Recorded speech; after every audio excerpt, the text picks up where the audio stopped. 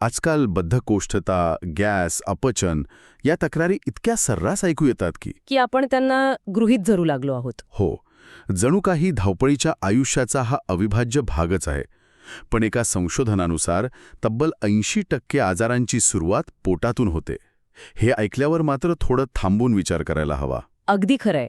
आणि गंमत म्हणजे या समस्येवर आपल्याच योगशास्त्रात हजारो वर्षांपासून एक अत्यंत प्रभावी उपाय सांगितला आहे, बस्ती शुद्धिक्रिया. बस्ती हा शब्द ऐकला की अनेकांना फक्त ॲनिमा आठवतो. बरोबर.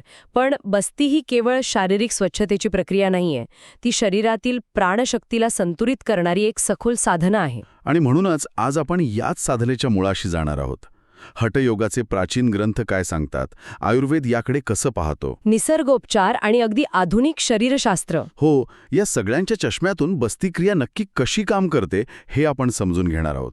आपल्या या चर्चेचा आधार एका विस्तृत संशोधन अहवालावर आहे.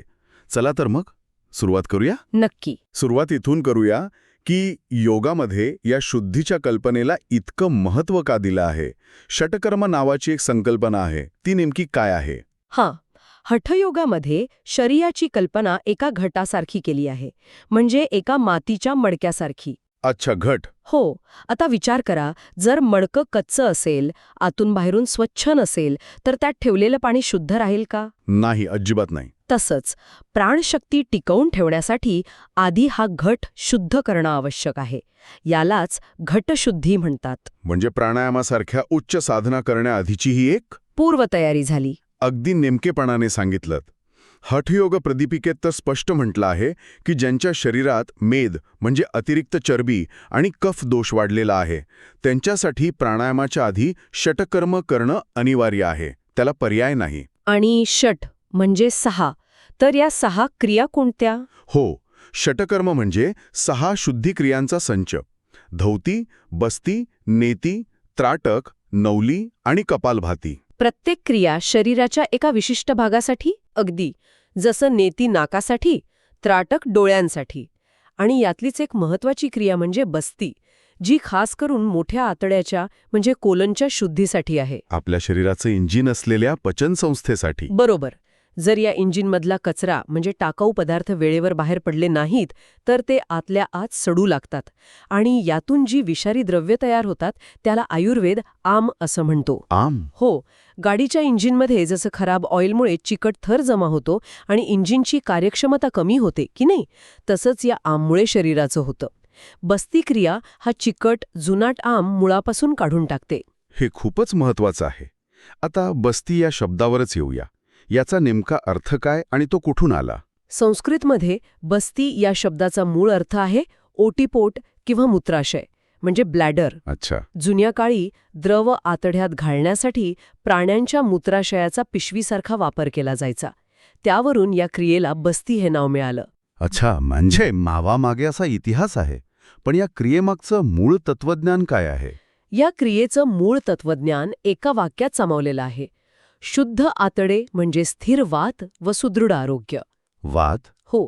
आयुर्वेदानुसार आपलं मोठं आतडं हे वात दोषाचं मुख्य घर आहे. आणि हा वात म्हणजे शरीरातील सर्व हालचालींचा राजा. तो बिघडला की तो एकटा बिघडत नाही, तो बाकीच्यांनाही बिघडवतो. बरोबर. पित्त आणि कफ या आपल्या इतर 2 दोषांनाही तो बिघडवतो. त्यामुळे बस्ती ही केवळ स्थानिक स्वच्छता नाही, तर ती संपूर्ण शरीराच्या ऑपरेटिंग सिस्टीमला रिसेट करणारी प्रक्रिया आहे. म्हणजे घराच्या मालकाला शांत केलं की घरातली बाकीची गडबड आपोआप थांबते, तसं काहीसं? तुम्ही त्याला उत्तम उपमा दिली आहे. वाताचं घरच स्वच्छ केलं की वात आपोआप शांत होतो. हे तर झालं तत्वज्ञान. पण आपल्या प्राचीन ग्रंथांमध्ये जसं की हठयोग प्रदीपिका यात या क्रियेचं वर्णन कसं केलं आहे? प्रक्रिया काय सांगितली आहे? हठयोग प्रदीपिकेत जलबस्तीचं खूप सुंदर वर्णन आहे. प्रक्रिया थोडी गुंतागुंतीची वाटेल, पण ती खूप प्रभावी आहे. कशी? त्यात सांगितलं आहे की साधकाने नाभीपर्यंत पाण्यात उभं राहावं, उत्कटासन म्हणजे खुर्चीवर बसल्यासारखी स्थिती घ्यावी, मग गुदद्वारात एक पोकळ नळी घालून पोटाच्या स्नायूंना आत खेचून एक प्रकारचा व्हॅक्यूम तयार करावा आणि त्याद्वारे पाणी आत ओढून घ्यावं. 1 मिनिट, म्हणजे कोणत्याही पंपाशिवाय किंवा बाहेरच्या दाबाशिवाय फक्त स्वतःच्या स्नायूंच्या नियंत्रणाने पाणी आत खेचायचं? हे तर खूपच ॲडव्हान्स्ड वाटतंय. हो, हीच तर योगशास्त्राची खासियत आहे. शरीरावर इतकं नियंत्रण मिळवणं. मग ते पाणी आत फिरवून आतडी स्वच्छ करायची आणि बाहेर सोडून द्यायचं. आणि याचे फायदे काय सांगितले आहेत ते ऐकण्यासारखे असतील. फायदे तर आश्चर्यकारक आहेत. ग्रंथानुसार या क्रियेमुळे गुल्म म्हणजे पाईल्स, प्लीहा म्हणजे स्प्लीन वाढणं यांसारखे उदररोग तर बरे होतातच. पण वात, पित्त, कफ या त्रिदोषांमुळे होणारे सर्व आजार नष्ट होतात असं म्हटलं आहे. इतकंच नाही तर शरीर आणि इंद्रिय प्रसन्न होऊन कांती उजळते असाही उल्लेख आहे. म्हणजे शारीरिक शुद्धीचा परिणाम थेट सौंदर्याशी जोडला आहे. हे आजच्या डिटॉक्स कल्चरपेक्षा खूपच वेगळं आणि सखोल वाटतंय. घेरण संहितेने यावर आणखी काही प्रकाश टाकला आहे का? हो, घेरण संहितेत वर्गीकरण अधिक स्पष्ट आहे. त्यात बस्तीचे 2 प्रकार सांगितले आहेत, जलबस्ती आणि स्थलबस्ती. स्थलबस्ती म्हणजे जमिनीवर. बरोबर. पण पाण्याशिवाय आतड्यांची स्वच्छता कशी शक्य आहे? म्हणजे फक्त हवेने? तुमचा प्रश्न अगदी योग्य आहे. हो, ही पाण्याशिवाय जमिनीवर बसून केली जाते, म्हणूनच तिला शुष्क बस्ती असेही म्हणतात. कमाल आहे. यामध्ये अश्विनी मुद्रेचा वापर केला जातो. म्हणजे गुदद्वाराच्या स्नायूंचं लयबद्ध आकुंचन प्रसरण करून हवा आत खेचली जाते आणि बाहेर सोडली जाते. अविश्वसनीय आहे हे. पण हवेने आतडी कशी साफ होणार? इथे उद्देश केवळ धुलाई नाही. हवेच्या घर्षणाने आतड्यांमध्ये एक प्रकारची उष्णता निर्माण होते. यामुळे जठराग्नी म्हणजे आपली पचनशक्ती प्रचंड प्रदीप्त होते आणि अपचन, गॅस यांसारख्या समस्या मुळापासून नष्ट होतात. अच्छा, म्हणजे एक प्रकारे हठयोग प्रदीपिका उपचारात्मक दृष्टिकोन मांडते. आणि घेरण संहिता अधिक तांत्रिक वर्गीकरण करते. अगदी बरोबर. म्हणजे या प्राचीन ग्रंथांनी याचे फायदे तर सांगितले आहेत, पण आजच्या विज्ञानाच्या चष्म्यातून पाहिलं तर हे नक्की घडतं कसं? व्हॉट्स दी ॲक्च्युअल मेकॅनिझम बिहाइंड दिस? आतड्यात असं काय होतं ज्यामुळे वातासारखा दोष नियंत्रणात येतो? खूप चांगला प्रश्न आहे. आयुर्वेदानुसार पक्वाशय म्हणजेच मोठं आतडं हे वाताचं मुख्य स्थान आहे, हे आपण पाहिलं. हो. आपल्या शरीरात 5 प्रकारचे वायू किंवा प्राण आहेत. त्यापैकी अपान वायू हा नाभीच्या खालच्या भागात काम करतो आणि त्याचं मुख्य काम आहे मलमूत्र आणि इतर टाकाऊ गोष्टी शरीराबाहेर टाकणं. त्याची नैसर्गिक दिशा खालच्या बाजूला असते. आणि बद्धकोष्ठतेमुळे या नैसर्गिक दिशेत अडथळा येतो. अगदी बरोबर. बद्धकोष्ठतेमुळे आतड्यात मल साचतो, तो तिथेच पडून राहिल्याने वायू तयार होतो. हा वायू अपान वायूच्या नैसर्गिक प्रवाहाला अडवतो आणि त्याला उलट्या दिशेने म्हणजे वरच्या दिशेने ढकलतो. अच्छा. याच स्थितीला उदावर्त म्हणतात. अच्छा, म्हणजे गॅस डोक्यात जाणे किंवा छातीत जळजळ होणे यामागे हे उदावर्त असतं. हो.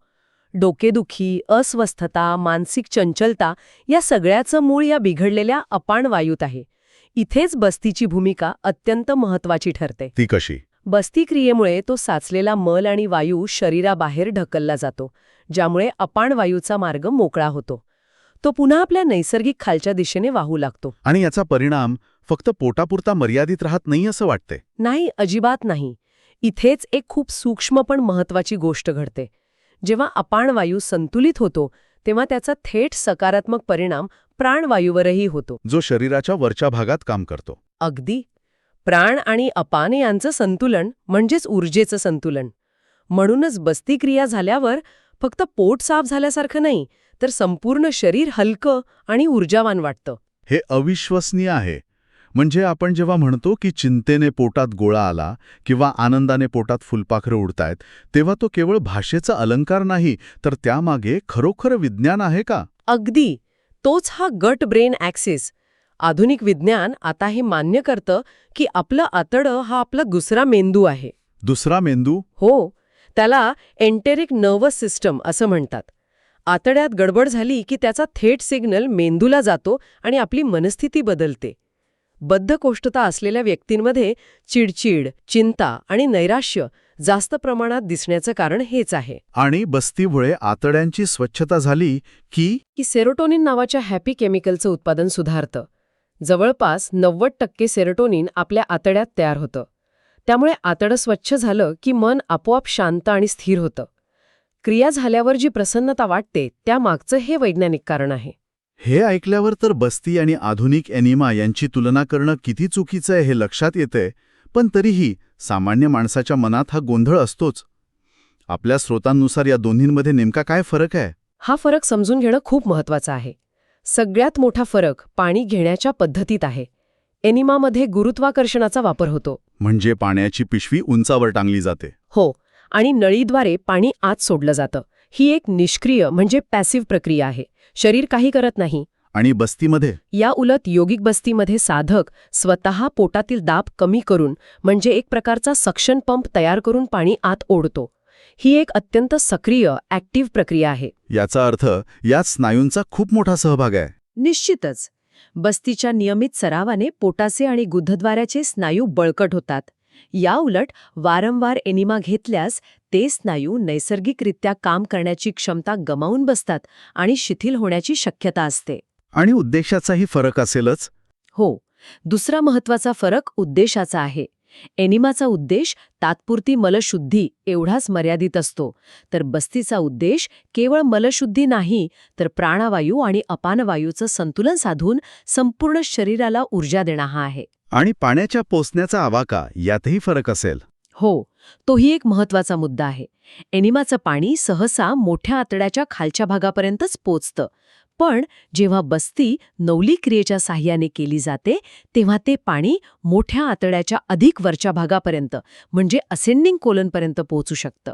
म्हणजे अधिक सखोल स्वच्छता होते. अगदी बरोबर. योगामध्ये या क्रियेला इतकं महत्त्व आहे हे तर स्पष्ट झालं, पण निसर्गोपचार किंवा आयुर्वेद यांसारख्या इतर भारतीय चिकित्सा पद्धती याकडे कशा पाहतात? त्यांचंही यावर एकमत आहे का? या तिन्ही शाखांमध्ये आतड्यांच्या शुद्धीवर कमालीचे एकमत आहे.